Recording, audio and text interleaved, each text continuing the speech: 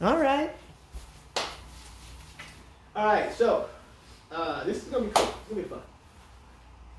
So we can do it biarticulate muscles, and that's just they cross in two joints.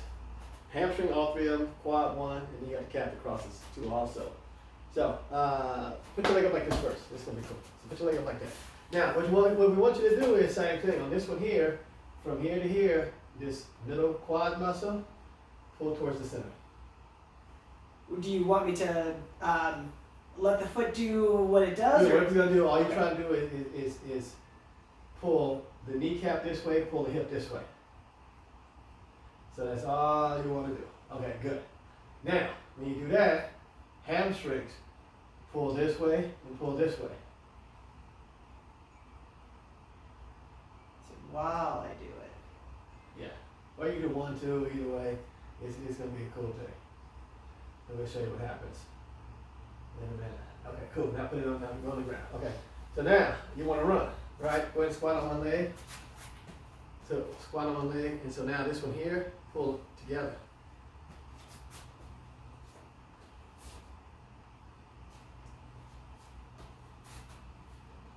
So, and you get what you're getting.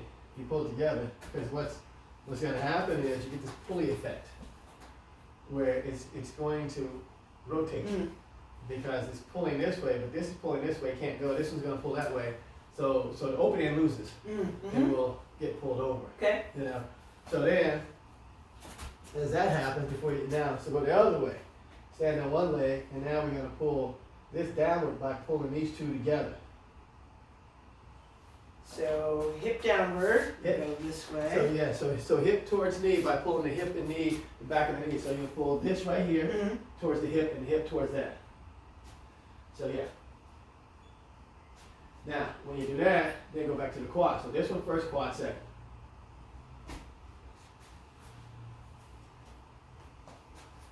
So, and that's kind of how we get into this whole process, because then you go here and here. It's an easy way to learn how to roll. Okay. Versus the foot. So that's when people get in trouble. Because people go this way with the foot. When I want the foot to go this way, now I need those to do the rest of the work. See, okay. people are used to pitching with the foot. And then once you pitch with the foot, these are like, yeah, whatever. Because it is so readily pitchable. Yeah. So it's looking at the things on top. Yeah. Yeah. So now when you get there, go ahead and roll the foot. So roll the foot. So roll the foot, hamstring on the back side, quad on the front side is the sequence.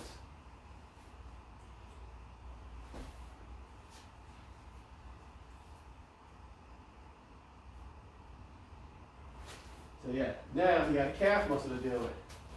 So, same thing. But instead, these things pull at angles. It's not a straight up and down anymore.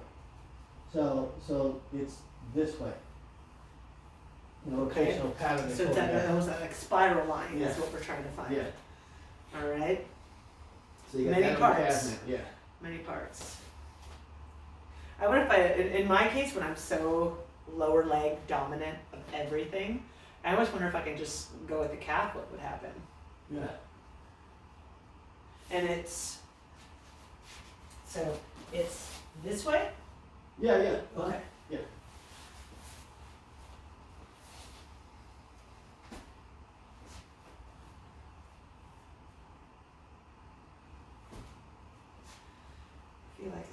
Feels like one or the other.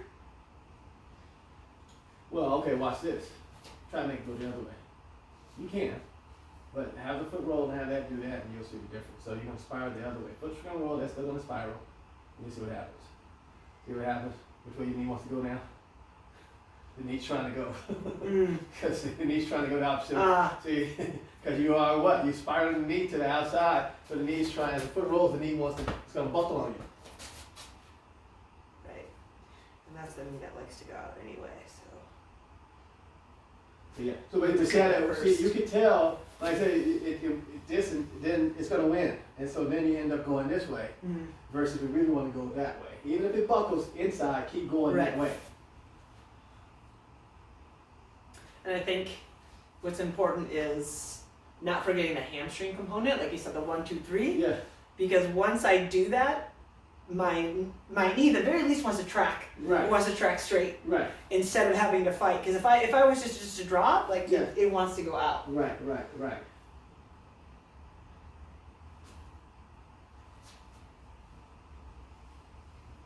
So that becomes And you so really like I said, need, you like, can, a roll, you too. can feel which way it's trying to go. It's like you can feel like which way it's so subtle it's crazy.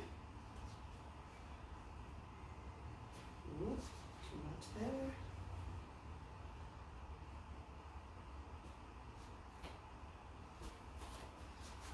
It's tired. Yeah. So then we're gonna do. You got anything to do Nordics with? I could use this. Does that work?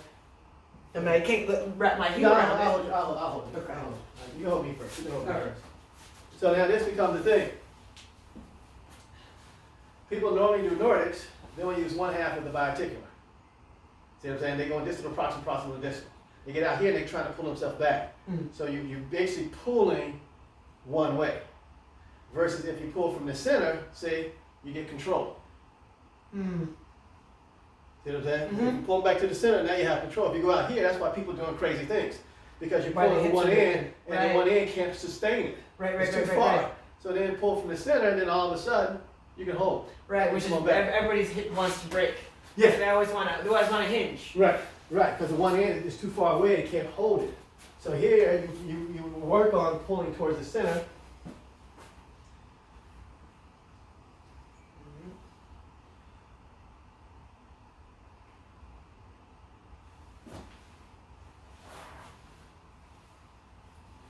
So yeah, basically it's trying to sit your butt back down to your calves by pulling towards the center. There you go. Just keep pulling. See? Keep pulling. Mm. There you go. Mm. So and that's why this makes so much sense because I never understood like why you needed to brace so much because I was more thinking lengthening like when I feel it. Yeah. So if it's as if you're doing this as hard as you can, Yeah. but you're setting this far side and then bringing the body into itself. Yeah. So how hard can I drive down the knees? Yeah. And so at that point in time, it becomes a different process. Mhm. Then when it's time to run, you change the process. So normally people, once again, what are they doing? They go in here to here to try and pull this up. Instead, pull them together. This idea of, and I mean that's what muscles are for, is to meet in the middle, right? In the middle. Especially biarticular ones. Right. They have to meet in the middle. The other ones are pulling towards one way Mhm. because whatever's Mhm. happening. You Even know, thinking because- about like a bicep curl. It's a very different feel, and I'm just right to Yeah. like bring the wrists to the shoulders, versus like as you're doing that, bring the shoulder down to the elbow. Yeah. And it becomes a different process. Very different. And so, and reason, but people forget, reason bicycle is different because they have two ankle points. Or two ground points. Which I is would say the ankle point, difference I say between two origin ground and points. insertion. Yeah, so I have a closed in and a closed in. Regular muscles have a closed in and open in. And so open in. So here I got two closed in. Nobody wants to move. So unless I make one of them open in. Which is the give. Yeah. Okay. And so that becomes the thing is that you have an open and closed in. Others have two closed ins. And so I can work them against The each other. bicep is bi, isn't it? No, Just the one? just What on the arm is biarticular? Tricep? tricep. All right. Yeah, Feel this that. tricep is up here and down here, yeah. Okay. And you say it's like the calf. What should you get? You should get rotation. Okay. Which is why it wants to do what it's doing. Right. Okay. All right. So those are the differences that people never thought about with biarticular muscles is that they actually are closed. Mm. And so being that they're pulling towards each other. And so So based we- on that, I'm so- looking at certain action. So the two biarticulate, because so the quad has one, right? One, So it's only the back side of the body. So we've got three, the hamstring, the calf, yeah. and then yeah. the tricep, Right. but they're all on the back side. Basically backside, yeah. Except for And- that one on the What's the one in The one in front? the quad is the only one. Oh, got it. Yeah, the one quad, the four, Right. only one is. And which one has like people developed throughout their entire athletic career? Like just that one. Yeah. This would be quad. Yeah. And okay, all right. So then, and that's why I said when we in the scrum thing, I said, no, I'm just going to do this here. Because I do that there, it made me rock forward into you, which Right. is better than if I try to And move then my dead feet. weight. Yeah. Okay. Okay. So it becomes a different process when you understand it that way. So then, like even something like on a push-up. You got these two if you want. No, it's Okay. a push-up. So even something like now on a push-up, if I'm here, pull. So then once you pull, see what I'm saying? You're pulling, and this becomes an easier deal. Then if I press my feet in the ground, now you're just stuck here because the feet have pressed you into the ground. Now it's you and your feet that's battling this push-up battle. Okay. Versus we're gonna unload the weight off the feet and shift it up. Now the arms do easier. Do that one more time the right way. So I'm let me do the wrong way first. Okay. Like I said, normally my feet are here, my feet are gonna push me down here. Mhm. So when I push back, my feet are still trying to push me Right. here. So the other way, I'm going to pull the center. So once I pull the center, I basically just shifted Okay. it up. So now I'm doing like a, And as you shift up, so as the push-up changes, then you shift back. no, you keep it up, you keep the weight forward. So Okay. you just shifted your weight forward towards this point. Towards the fulcrum. Yeah. And you take it Okay. off the back end. So now you become a greater teeter-totter. Okay. Okay. Again, it's gonna take you some time, but I'm grasping hoops. So yeah, but it's a different way of thinking about how to shift it. So one of the things that, like I said, the name shifted to 9 brains. Because the octopus has 9 brains. And the octopus is what they call a hydrostatic creature, where it uses hydrostatic pressure to do the things that it wants to do. The difference between that type of musculature and there is no joints involved. I guess with just one anchor, right? That's why you don't Yeah. inflate. Like think about your tongue. Yeah. There's just one anchor. The ability for that muscle to have controlled movements has to all be within the musculature itself. Right. And that's why, like I said, each tentacle in an octopus has its own brain. So you have the main one, Mhm. each one has its own to do its, and I mean, that's the control it has. But what does the octopus do? When it wants to feed itself, it turns that same thing into a lever. So it has the ability to say, I need a lever right now. I'm going to put the pressure on this one, but not here. Now I can. Okay. So Okay. we have some of that same, because the tongue is the same thing for us. How it's the strongest creates muscle we have. stiffness when we need Stiff to. when we need it, push it back. If you chewing bass, you're chewing with your tongue. Okay. So that becomes part of it.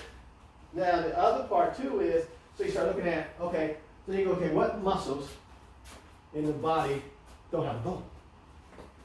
So you just look through the system.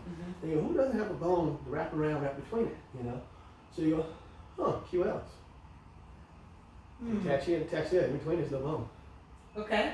So one same thing, it becomes that thing of, If you think of thinking of canvas, which end is taut but doesn't have a Yeah. grip to the outside. Yeah. So those become the ones, everybody else is attached to, if you look at the multifidus, it runs between bones, things like that. Like threading through. Somebody's on the bones, somebody's on the bones, but them guys, no. How's that work? And so then you get to the same thing. It's not a biarticular muscle, but it is. Because biarticular muscles run through the cross joints. They don't care about the bones. Versus a bicep has a bone that it has to deal with. So I'm going to use the biarticular to anchor and then use the other ones to make the movement happen. Which is why the QL can either be this amazing thing where people do all this breakdancing, or the QL could be the overactive like back spasm. You're screwed. Right. You can't bend over. Right. Yeah. Because it's this connection point between these two halves. So once it does this thing. Front to back. Yeah. Okay. So you get to that there, but you have to look at some of these things that you go, okay, well how, so you look like, say, once you get biarticular muscles, they look different. So I'm basically doing hydrostatic, because I'm pulling them together. I wish I was more interested in anatomy. It's just one of those things, but like I said, so that's the beauty of it is you go, well, octopus got 9 brains, 8 of them just to control movement. Holy, nobody can do the shit it does. Yeah? Let me just sneak into this place right here because Right. I got I mean, nothing holding me back. Right. I can work this one around this way, and I got to work this one around this. Oh shit, the top came off. Yeah, and then I gotta pry something up. Right. Where I can make that happen. Right. Okay. Yeah. I mean, think about it. If each of your finger had a brain to it, it could just, people go nuts. People go nuts. We can barely handle. I mean, could you imagine writing and stretching at the same time? Yeah. Okay. Yeah. I like it. So that becomes a thing. So yeah, so all of a sudden you go, okay, cool, how can I use this? So same thing. Now if I go to do something like this here, you know, so who I got this tricep to work for me now. So knowing if I get here, I'm switching to hook, bicep. But now it's like, no, let's make the tricep work for me. And that was the elbow. Yeah, let the tricep now just do the work for me. Versus I'm down here, no, let the tricep do the work for me. Because it can pull, and based on that, so it starts changing how things operate based on this. We locked in here, but somebody has to move still. Right. Okay, and that makes so much sense. Why, for me, easy piece of cake pull-ups. Yeah. These ones, because I am locked in. These Right. ones, I really struggle. Right. So I need to allow those elbows to formulate. Right. And then you get into the other part of it, the other hydrostatic part is the neck. Learning that right now. So then all of a sudden I put my neck into this, and what can I do now? Now all of a sudden here it's just a neck issue the whole way. It's so powerful, it's crazy. And again, not necessarily extending, but using it to squish and lift. Yeah. Somebody has to give in the process. And it's amazing what happens. Someone gives through compression. This is just a whole different, you know. I'm gonna be so big on that in the next couple of weeks. Yeah, that's what I'm like. I can't wait for her. That's why I'm coming up. I want to give her this and see what she's writing. I'm going to give her some. I remember the Mike Tyson video. This is all this guy does, and this is what. Okay. Yeah. So. Yeah. But, so it becomes, but I read it wrong. I read it instead of in the one video, the bridge with the neck that I put out. Yeah. That was the one where I was like, oh, if I bring it together, now I can actually get the butt off the ground. So now, if I run, if I just move my neck, you can run all day long. Because the neck is just back and forth, back and forth, back and forth, back and forth. Versus me. Right. You know. So yeah. So that's why, you know, like when Jen asks about the neck and the head, I said, nothing. Love you so much. No. Love you so much. No, I knew better. Right. No. Okay. Okay. So yeah. But, again, the dirty. I like it. So but it's really, yes, it's hydrostatic pressure that you're using now to manipulate the body. Okay. All right, I'm gonna try to dig in, see what we come up with. So.